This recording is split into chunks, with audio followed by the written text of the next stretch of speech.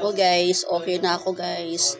Nakapagpahilot na ako. Shout out dun sa aking business partner na si Ma'am Judy Ann. Dito lang po siya sa amin. Kaka-activate ko lang sa kanya. So kakasali lang sa ating TPC do business. Ang ina-avail niya is yung may kasamang load. May kasamang lotion guys. So marunong siyang maghilot. Hindi na po talaga siya ang tawag doon yung marunong talaga. Yun sabi niya sa akin ha. Pero, na-experience ko yung paghilot niya sa akin. Marunong siya guys. Yun doon, gumaan yung pakiramdam ko. So ayun. Dito ulit tayo guys. Nakapag-vlog ulit tayo, no? So, medyo okay na pakiramdam ko. Kagabi, naglaban na ako kagabi. Matigas ang ulo guys. Naglaban na. So, yung mga anak ko nasa likod, napakaingay nila guys, no? So, yung ano pala, yung, di ba sabi ko dun sa nakaraan na video ko is, yung pabango na kasama sa 999 retailer package, may nag-avail na po pala guys. May nag-avail na doon. So, inantay ko lang po siya na ano. Hindi lang siya ayaw lang niya ma-picture guys. Ayaw niya ayaw niya tawag doon, expose. Ayaw niya i-expose sa social media. Pero nag-avail siya guys kasi nakita nga po niya sa tindahan. Sabi niya, ano daw to? Sabi ko, ano yan, kung mag-avail, kung bibilihin mo yan, ano yan, worth 999 siya. Matamahal. Kasi ganito yon, pinaliwanag ko sa kanya kung bakit mahal. So, okay, mag-avail ako niyan. So, meron na siyang pabango at meron pa siyang eluding business, no? So, kibali, dalawa yung napasali ko this month of June. Okay.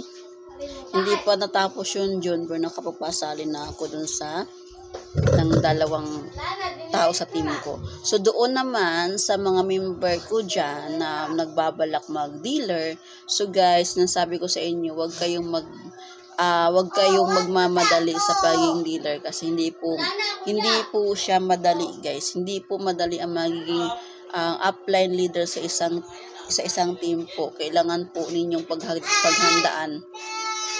Ang isa pagiging dealer po, hindi po siya basta-basta.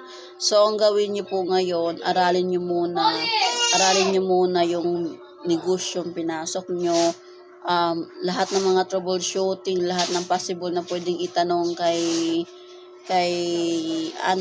sa mga members mo, kailangan marunong kang sumagot, kailangan mahaba yung pasensya mo bilang upline. Hindi dito basta-basta mangiiwan, no? Hindi po basta-basta ang pagiging upline sa isang team. So, sa mga dyan na excited na masyado, huwag kayong maging excited.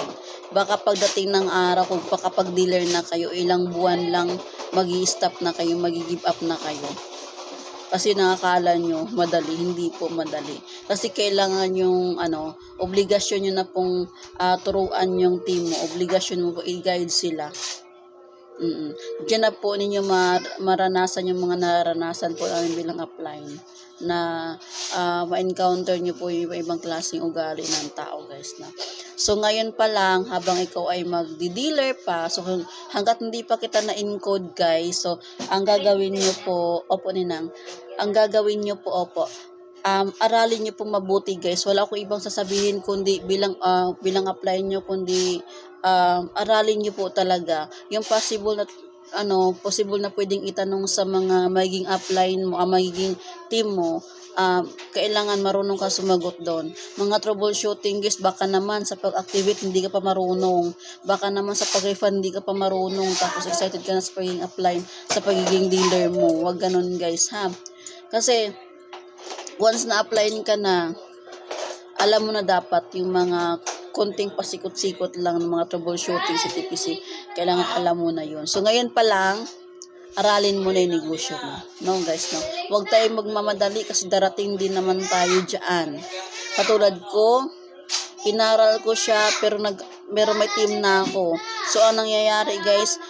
Niratratan ako ng mga team ko na wala pa akong laman dito. Oo, niratatan ako, inaway ako ng inaway kasi wala akong maisagot do'n kasi hindi nga po ako nag-aral. So, ayaw ko maranasan sa inyo yon.